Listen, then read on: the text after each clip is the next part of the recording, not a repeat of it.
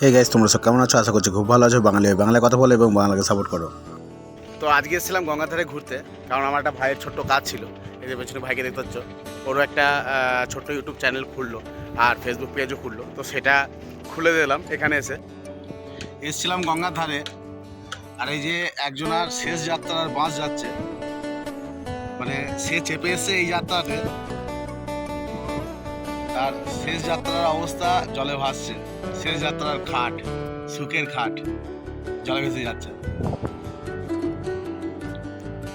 সকালবেলায় ঘুম থেকে উঠলাম আর ভাই এসে বললো চল একটু ঘুরে আসি।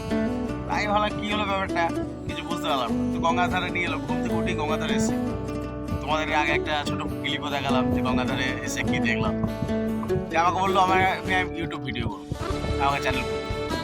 তো আমি করতে করতে বসে বসে এত করে ইউটিউব চ্যানেলটা করলাম। তো ভাই একবার চ্যানেলটা শো করলো। তো এই যে ইউটিউব একটা চ্যানেল খুলে দিলাম আর নিচে দুটো ভিডিও পোস্ট হয়ে গেল, ঠিক আছে? দুটো ভিডিও পোস্ট হয়ে গেছে, তো সার্চ করে তোমরা দেখতে পারো। আর ফেসবুক পেজও খুলেছি, চলো ফেসবুক পেজটা বের করো, ফেসবুক পেজটাকে দেখায়।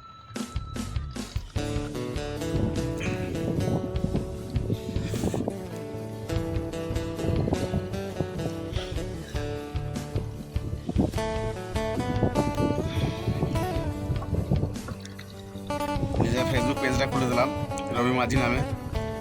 তো নিজের বউ এখন ফলো করলো, আস্তে আস্তে লোকের বউ ফলো করলো, চাপ নাই। ঠিক আছে, এখন শুধু নিজের বউ ফলো করলো, পরে লোকের বউ ফলো করলো, কোনো চাপ নেই। তো একদম মানে বেলা হয়ে গেছে, প্রায় 11টা বাজে, তাও ধোয়াচে ধোয়াচে ভাব হয়ে আছে, এতটা কুয়াশা, প্রচণ্ড ঠান্ডা করছে। আমি তো মানে ভাবলাম একটুখানি সাইডে ফাইডে যাবে, হয়তো চা বা খাবো, চলে আসবো। যা বুঝতে পারিনি যে এখানে আসবো। এখানে এসে বসে আছি, প্রচণ্ড হাওয়া দিচ্ছে, ঠান্ডা করছে, ঠিক আছে? একটা বোটের মধ্যে বসে আছি, দিয়ে যাবে বোটটা এখানে রাখা থাকে, ওই জন্য এখানে এসে বসে আছি।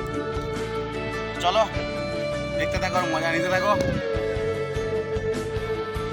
বাইরে সত্যি দারুণ কুয়াশা ছিল, তো দেখতেই পাচ্ছ ভিডিও ফুটেজে।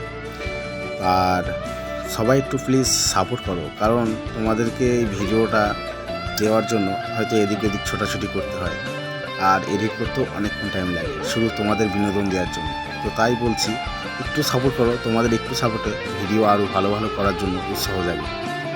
তো ভিডিওটা দেখতে থাকো আর মজা নিতে থাকো।